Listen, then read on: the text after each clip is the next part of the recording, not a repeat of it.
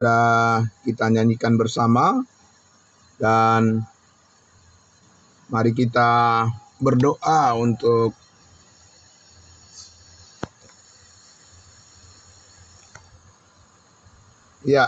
untuk mendengarkan kebenaran firman Tuhan.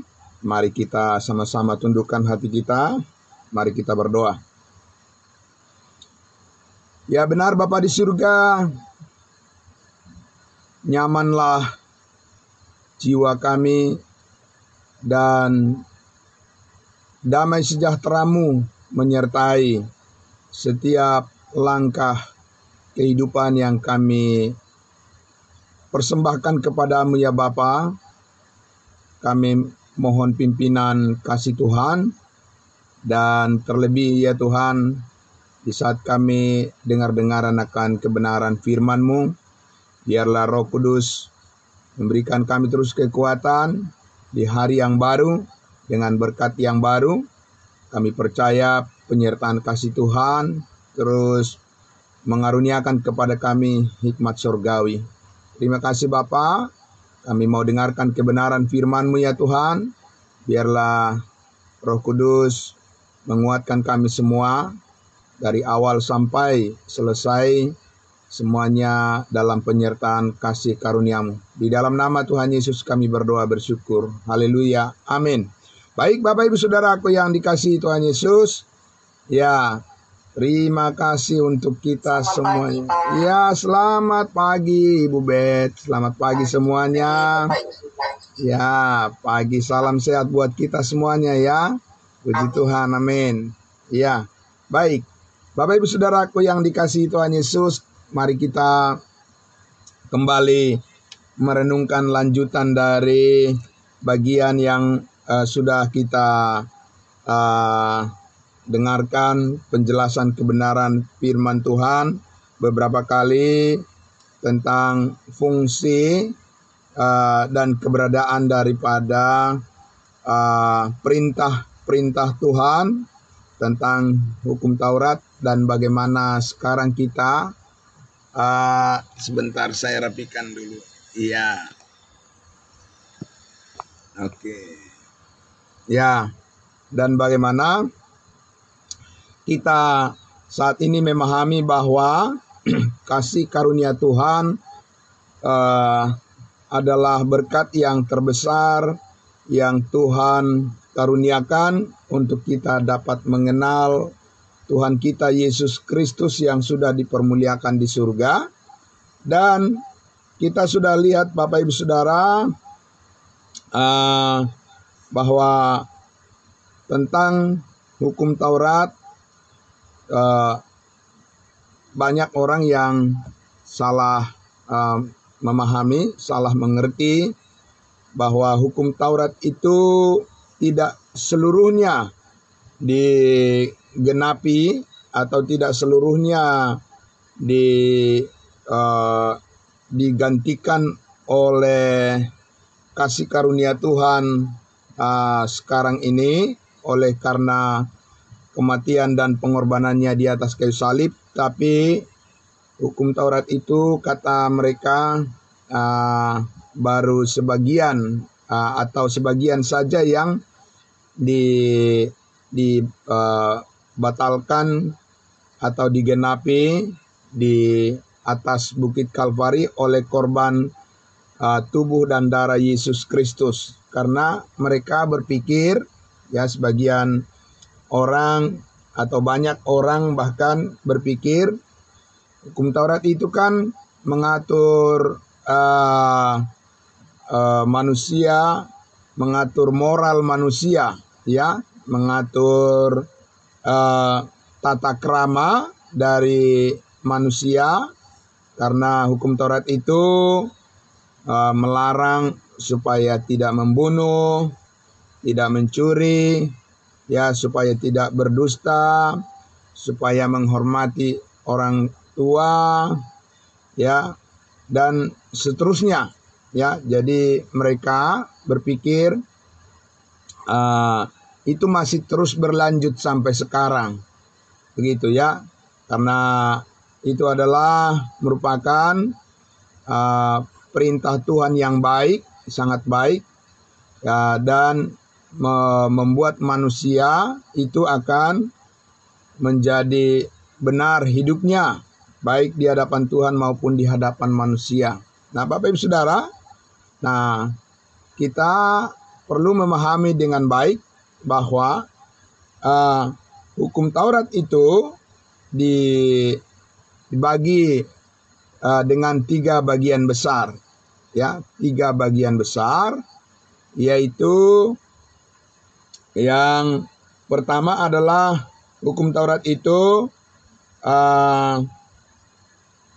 yaitu untuk mengatur hukum yang mengatur tentang moral manusia. Ya, sebentar nih saya akan sedikit saya rapikan dulu karena koneksi kurang bagus di sini ya. Jaringan bagus. Ya. Oke.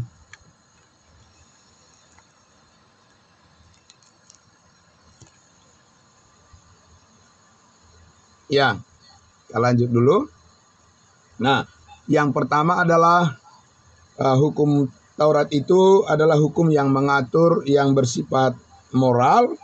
Kemudian yang kedua, hukum Taurat itu adalah yang bersifat seremonial, ya, yang bersifat upacara-upacara, dan juga yang mengatur hukum sipil, tata kehidupan masyarakat sipil. Nah, Bapak Ibu Saudaraku yang dikasihi Tuhan Yesus, ada yang mengatakan bahwa hanya hukum yang bersifat seremonial, upacara-upacara atau hak-hak sipil yang sudah digenapi oleh Tuhan Yesus di atas kayu salib, tetapi hukum Taurat yang bersifat moral, ya, itu masih terus berlanjut sampai saat ini. Dari 10 hukum Taurat, hukum yang bersifat moral, yang mengatur moral, misalnya jangan membunuh, jangan mencuri, jangan berdusta, itu masih berlanjut sampai sekarang, harus ditaati oleh manusia. Nah, contohnya hukum seremonial, upacara-upacara, korban-korban penghapus dosa, ritual-ritual peribadatan, ya, orang Yahudi, pentahiran air, dengan air dan juga dengan minyak urapan dan seterusnya, itu sudah tidak berlaku lagi sekarang, kata mereka, ya. Kemudian juga hukum yang mengatur kehidupan masyarakat sipil atau undang-undang di masyarakat, seperti merajam nabi palsu dengan melempari sampai mati, atau merajam orang yang berzina, ya, seperti yang diajukan oleh orang Farisi dan ahli Taurat kepada Yesus waktu ada perempuan yang berzinah. Itu dikatakan bahwa menurut hukum Musa, perempuan itu harus dilempari dengan batu sampai mati, ya. Diajukan pertanyaan kepada Yesus, lalu bagaimana pandangan Yesus mengenai hukum sipil itu? Apakah Yesus juga bersetuju untuk dilakukan hukum mati, ya, dirajam dengan batu, ya. Nah, tapi Yesus saat itu mengatakan kepada orang Israel, ya, kepada orang Farisi dan ahli Taurat, siapa yang diantara kamu yang tidak berdosa, dia yang duluan menjatuhkan hukuman kepada perempuan itu. Tetapi mereka sadar bahwa mereka semua adalah orang berdosa, ya, orang Farisi dan ahli Taurat, dan wanita itu dibebaskan, ya. Nah, contohnya seperti itu yang dipahami oleh orang-orang Israel tentang amanat daripada hukum Taurat itu, penerapan daripada hukum Taurat itu dalam kehidupan mereka. Nah, jadi Bapak Ibu Saudaraku yang dikasihi Tuhan Yesus, di situ kita lihat bahwa sekali lagi banyak orang yang berpikir bahwa sebagian saja dari hukum Taurat itu yang digenapi oleh Tuhan Yesus, dalam arti tidak berlaku lagi sekarang, tidak berlanjut lagi sekarang, sebagian masih terus berlanjut. Itulah pemahaman banyak orang ya tentang hukum Taurat dibatalkan atau digenapi. Nah, Bapak Ibu Saudara yang dikasihi Tuhan Yesus, tapi kita sudah melihat dan akan melihat lagi dari dalam Alkitab bahwa hukum Taurat itu tidak bisa dibagi-bagi begitu, ya. Tidak bisa dipisah-pisahkan seperti itu, karena salah satu, kalau keliru satu, tidak dituruti satu, maka orang yang melakukannya akan bersalah terhadap seluruhnya. Jadi semua tuntutan dari hukum Taurat yang lebih dari 613 butir, 613 poin, ya, bagian yang harus dilakukan oleh semua orang yang berusaha ingin dibenarkan di hadapan Allah karena melakukan hukum Taurat. Jadi tidak bisa dipisah-pisahkan Bapak Ibu Saudara seperti itu, ya. Jadi kalau Yesus menggenapi hukum Taurat di atas kayu salib, ya, tidak bisa hanya setengahnya, ya, tidak hanya sebagian, ya, lalu diteruskan lagi sebagian lagi, begitu. Itu namanya penggenapan yang tidak sempurna. Nah, Bapak Ibu Saudaraku yang dikasihi Tuhan Yesus, saya ingin mengajak kita untuk melihat dulu, ya, bagaimana Joshua pengganti Musa yang memimpin bangsa Israel menyeberang ke tanah Kanaan, menyatakan bahwa semangat untuk memenuhi hukum Taurat itu adalah semangat yang ingin melakukan seluruhnya, tidak bisa sebagian-sebagian saja, ya. Coba kita lihat di dalam Yosua pasal 1, ya. Jadi supaya orang yang masih berpikir bahwa hukum Taurat itu juga penuntun kehidupan manusia saat ini, mereka tidak boleh memilih-milih yang mereka suka untuk melakukan perintah Tuhan, lalu yang lainnya ditinggalkan atau diabaikan, ya. Mari Bapak Ibu, supaya kita lihat nanti gambaran dari kasih karunia Allah adalah merupakan jalan hidup yang jauh lebih baik dari hukum Taurat saat ini, ya. Mari kita lihat Bapak Ibu Saudara, Yosua pasal 1 ayatnya yang ke-7 sampai ke-9. Inilah ayat firman Tuhan yang sering dikutip oleh pemberita-pemberita, pengkhotbah-pengkhotbah untuk memberikan semangat kepada umatnya untuk supaya mereka melakukan perintah-perintah Tuhan. Ya, di ayat 7, Joshua pasal 1 ayat 7, saya mulai, ya. Ini adalah perkataan Joshua untuk memberikan semangat, ya, kepada umat Israel sesudah mereka menyeberang, ya,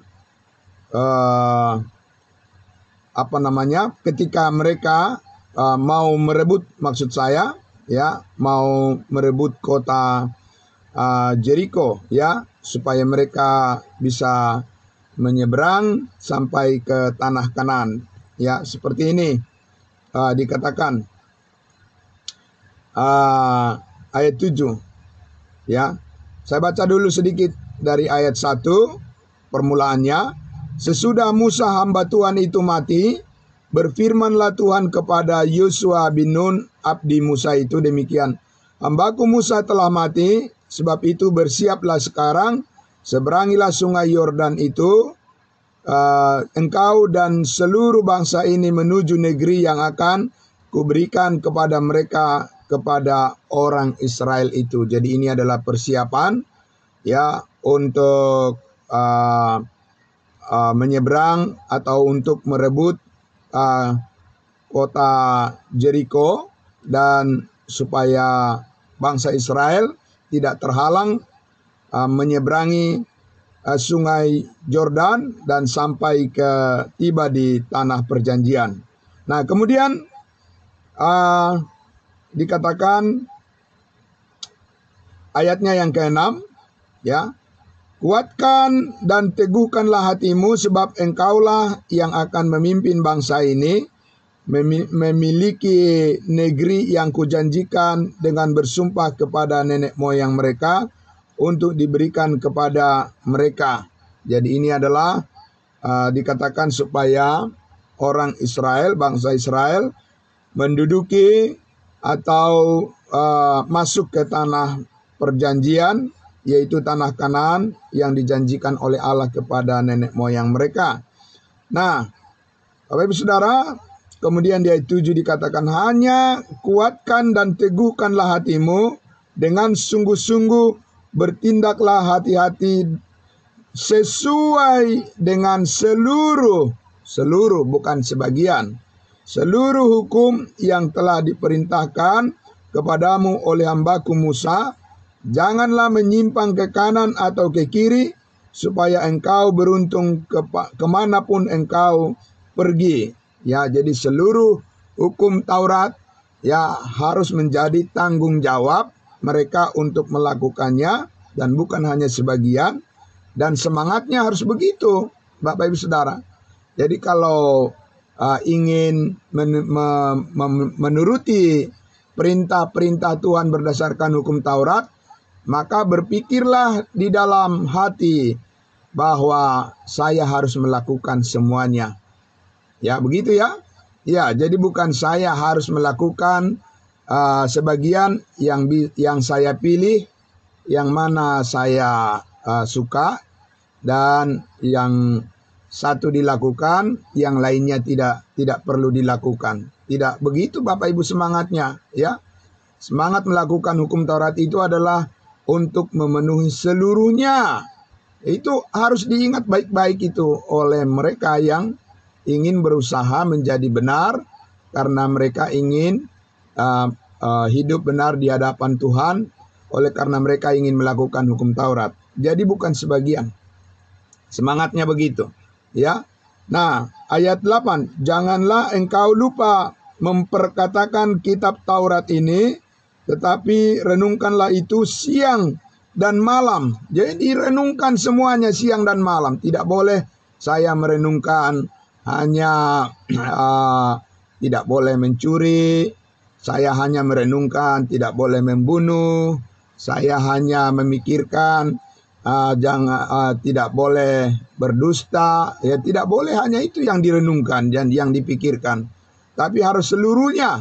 Isi dari tuntutan ya dari hukum Taurat itu direnungkan, dan itu direnungkan siang. Hanya sebagian saja akan dilakukan, tetapi segala yang tertulis di dalamnya, sebab dengan demikian perjalananmu akan berhasil dan engkau akan beruntung. Ya, merenungkan dan melakukan sebagian dari hukum Taurat itu baru membuat orang yang bersemangat akan beruntung. Tidak semuanya. Ya, begitu Bapak Ibu Saudara, semuanya. Ya. Nah, supaya berhasil. Kalau tidak berhasil, akan gagal. Kalau hanya memikirkan sebagian saja, 1, 2, ya, jangan harus memelihara hukum Sabat, ya, hanya itu aja yang dipikirkan, direnungkan, yang lainnya tidak bisa Bapak Ibu Saudara, ya. Nah, ayat 9, bukankah telah kuperintahkan kepadamu, kuatkan dan teguhkanlah hatimu. Ya, harus teguh hatinya, harus penuh, harus bersemangat penuh untuk melakukan semuanya. Jangan bersemangat hanya melakukan sebagian saja, ya. Nah, jangan kecut dan jangan tawar hati, sebab Tuhan Allahmu menyertai engkau kemanapun engkau pergi. Kalau ya memikirkan kemenangan atas musuh, atas lawan-lawan orang-orang Israel, mereka harus memikirkan dan bersemangat melakukan seluruhnya perintah-perintah Tuhan, dan tidak pernah mereka berpikir sebagian saja kita lakukan. Ya, tidak. Semuanya, Bapak Ibu Saudara, seluruhnya dari A sampai Z, ya. Itu adalah merupakan satu kesatuan kunci berhasil melakukan perintah-perintah Tuhan. Jadi harus semuanya, ya Bapak Ibu Saudara, seluruhnya lengkap. Nah Bapak Ibu Saudaraku yang dikasihi Tuhan Yesus, jadi kalau dikatakan bahwa sebagian saja yang masih berlanjut sampai sekarang dari hukum Taurat, itu sudah menyalahi dari semangat melakukan hukum Taurat itu sendiri, dan tidak akan beruntung katanya, ya, tidak akan berhasil, pasti gagal kalau hanya memikirkan sebagian saja melakukan hukum Taurat itu supaya jadi benar di hadapan Tuhan. Jadi semangatnya itu, ya ulang sekali lagi, semangatnya itu harus dipelihara dan harus ditunjukkan di hadapan Tuhan dan di hadapan manusia, bahwa keinginan hati daripada orang yang ingin benar di hadapan Tuhan berdasarkan tuntunan daripada hukum Taurat adalah dia ingin melakukan semuanya. Ya, jadi keinginannya itulah yang sesuai dengan maksud daripada tujuan daripada hukum Taurat itu sendiri, ya. Jadi semangatnya itu yang dihargai oleh Tuhan. Bapak Ibu Saudara, ya, semangat melakukan bukan sebagian, tapi melakukan semuanya. Nah, itu, ya. Walaupun tidak sanggup, tapi semangat untuk melakukan semuanya, menuruti seluruhnya, harus ada di hati orang-orang Israel. Nah, itu yang dihargai oleh Tuhan. Nah, Bapak Ibu Saudaraku yang dikasihi Tuhan Yesus. Nah, jadi sekarang kalau kita lihat Bapak Ibu Saudara, bagaimana semangat menuruti hukum Taurat ini, saya akan mengajak kita untuk melihat dulu di dalam Imamat 11, tapi tidak semua kita baca, ya, karena nanti Bapak Ibu boleh membacanya sendiri. Tetapi saya ingin menjelaskan bagaimana orang bersemangat harus menjauhkan keinginan dari larangan-larangan perintah Tuhan di dalam hal makanan, misalnya makanan, ya. Di Imamat pasal 11, ya, contohnya kita lihat di ayatnya, mulai dari ayatnya yang keberapa nih, kita lihat, ya. Sudah dikatakan mulai dari ayat 1, ayat 2, saya akan membaca di situ. Ya, Bapak Ibu Saudara, judul perikopnya di situ sudah dikatakan binatang yang haram dan yang tidak haram. Oh iya, harus ada semangat itu. Semangat apa? Semangat untuk memilih makanan. Ya, gitu ya, Bapak Ibu Saudara, ya.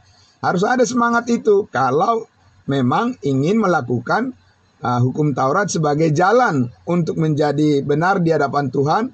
Harus ada semangat untuk memilih makanan, begitu ya. Apa yang dipilih? Misalnya dikatakan, ya, dari ayat 1, lalu Tuhan berfirman kepada Musa dan Harun, katanya kepada mereka, katakanlah kepada orang Israel begini, inilah binatang-binatang yang boleh kamu makan dari segala binatang berkaki 4 yang ada di atas bumi. Saya tidak akan membaca seterusnya, karena disinilah daftar semua makanan yang haram dan juga makanan yang halal. Nah, itu Bapak Ibu Saudara, ya. Jadi harus ada semangat untuk memikirkan yang mana yang halal dan yang mana yang haram. Begitu Bapak Ibu Saudara orang Israel itu, ya, orang Yahudi itu begitu, ya. Semangat mereka untuk hidup benar di hadapan Tuhan. Nah, contohnya kita lihat di ayatnya yang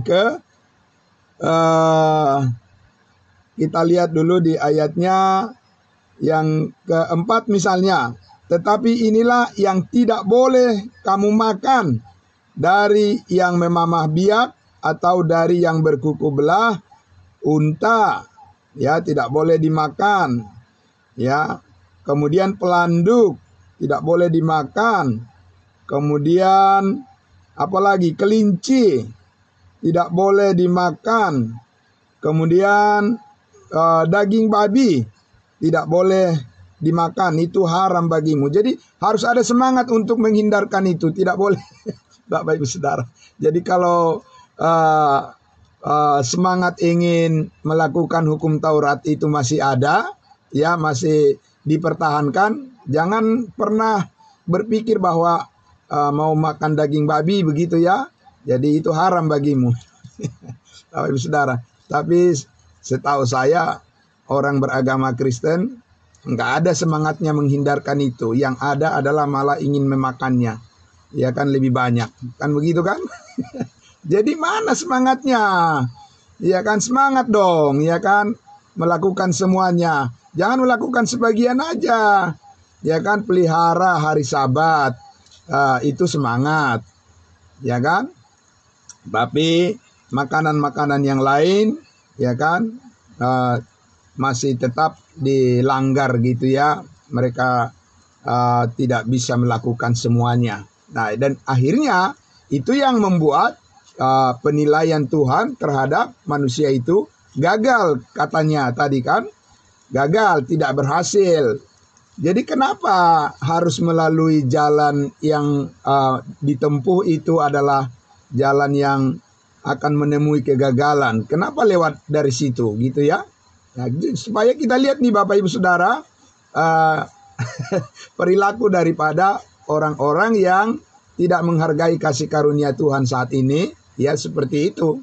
Ya, mereka ingin menjadi benar di hadapan Tuhan karena mereka ingin melakukan perintah-perintah Tuhan sesuai dengan kehendak mereka sendiri, tapi sebenarnya mereka tidak sungguh-sungguh melakukannya karena mereka hanya ingin sebagian saja dituruti, ya, yang lainnya diabaikan.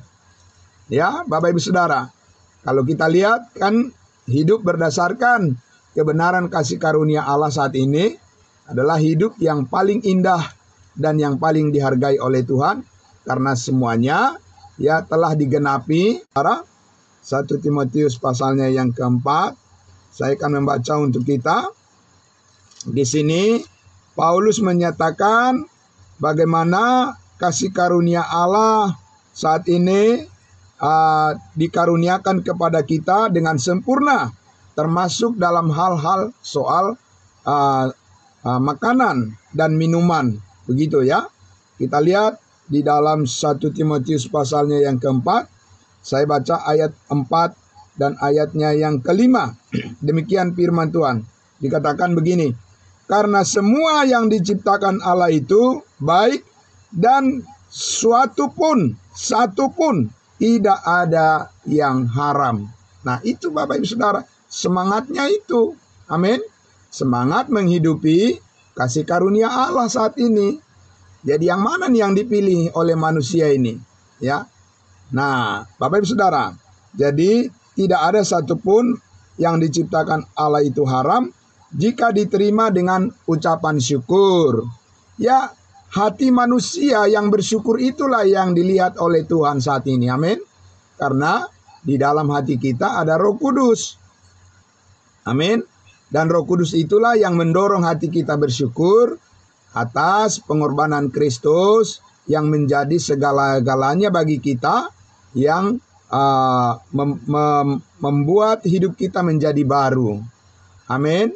Dan berkenan kepadanya. Jadi bukan soal makanan, ini haram, itu halal dan sebagainya Bapak Ibu Saudara. Itu sudah udah jauh itu ketinggalan.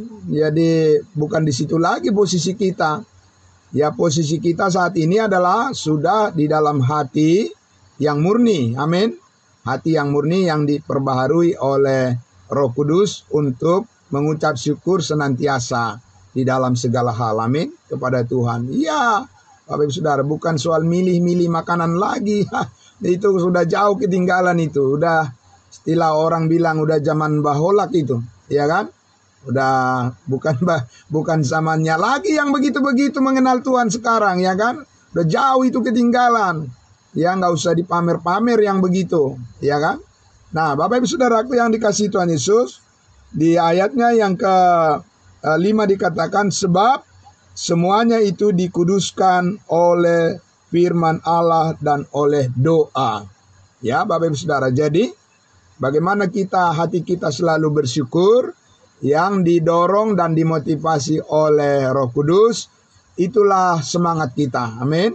Ya, Bapak Ibu Saudara, jadi apapun yang kita nikmati, yang mau kita makan dan kita minum, ya, yang diberikan oleh Tuhan kepada kita, ya kita syukuri saja. Amin.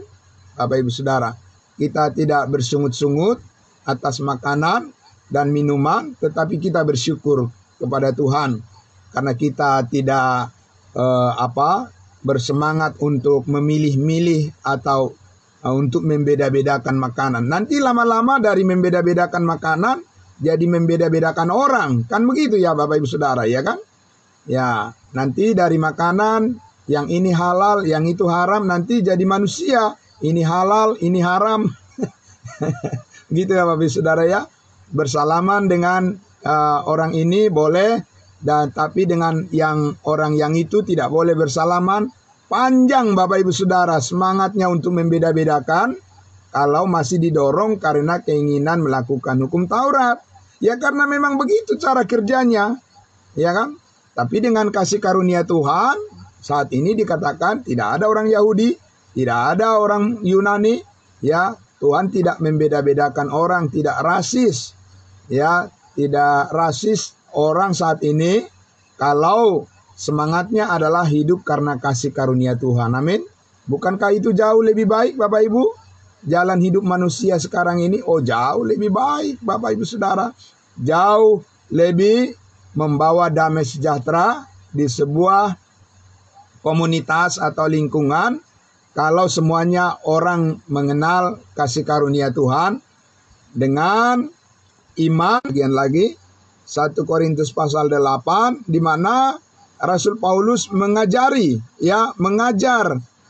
jemaat itu supaya motivasi untuk beribadah atau motivasi melayani Tuhan itu harus benar-benar disertai dengan semangat kasih karunia, bukan disertai dengan semangat hukum Taurat karena ingin melakukan hukum Taurat. Bapak Ibu Saudara, 1 Korintus pasal 8, ya kita lihat ayatnya yang ke-8. Saya baca di sini ya.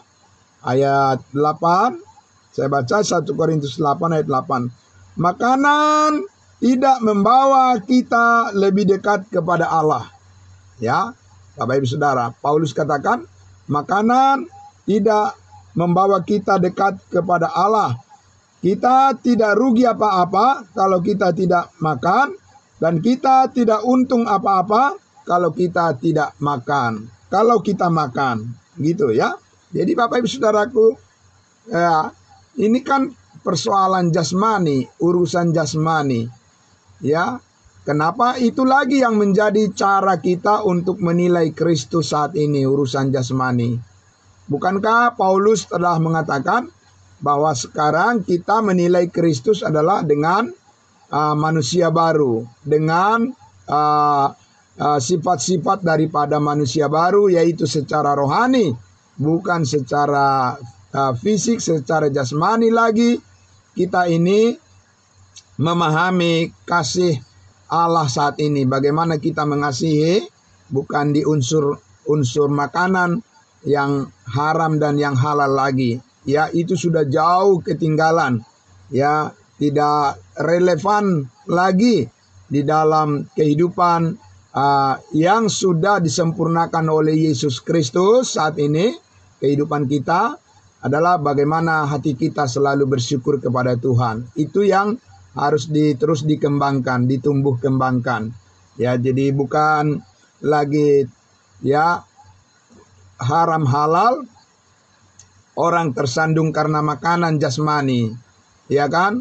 Ini haram, tidak boleh dimakan, gitu ya kan?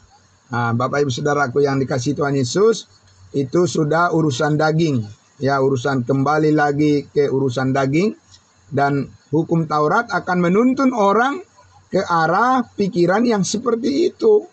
Tapi kasih karunia akan menuntun orang untuk selalu bersyukur kepada Tuhan, karena apapun yang diciptakan Tuhan itu adalah baik. Amin. Harus dihargai. Begitu ya.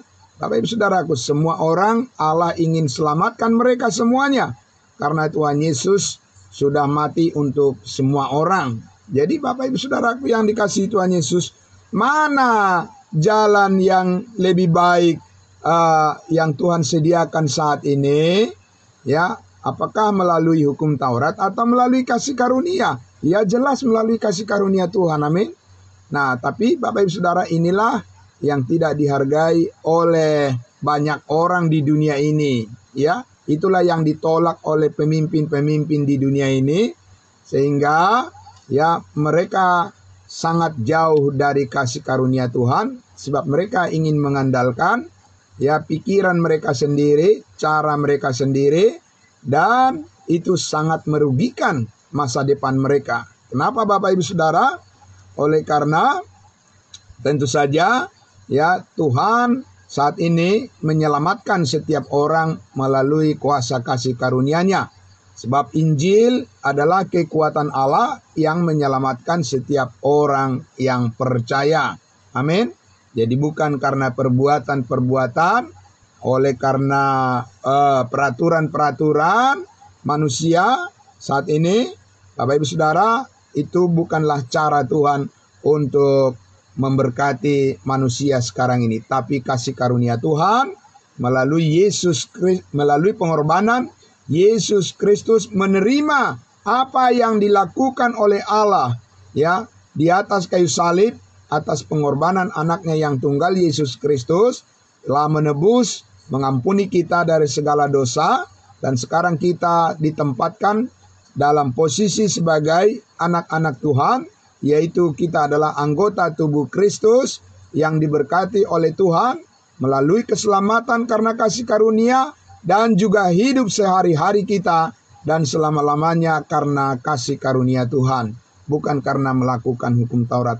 Bapak Ibu Saudaraku yang dikasihi Tuhan Yesus, biarlah Roh Kudus terus mengajar kita untuk menjalani kehidupan kita di dalam kemurnian kasih karunia Tuhan, karena hanya disitulah Allah yang menerima segala sesuatu yang kita perbuat, yang kita persembahkanlah tubuhmu sebagai persembahan yang hidup dan yang kudus, dan itu adalah ibadahmu yang sejati.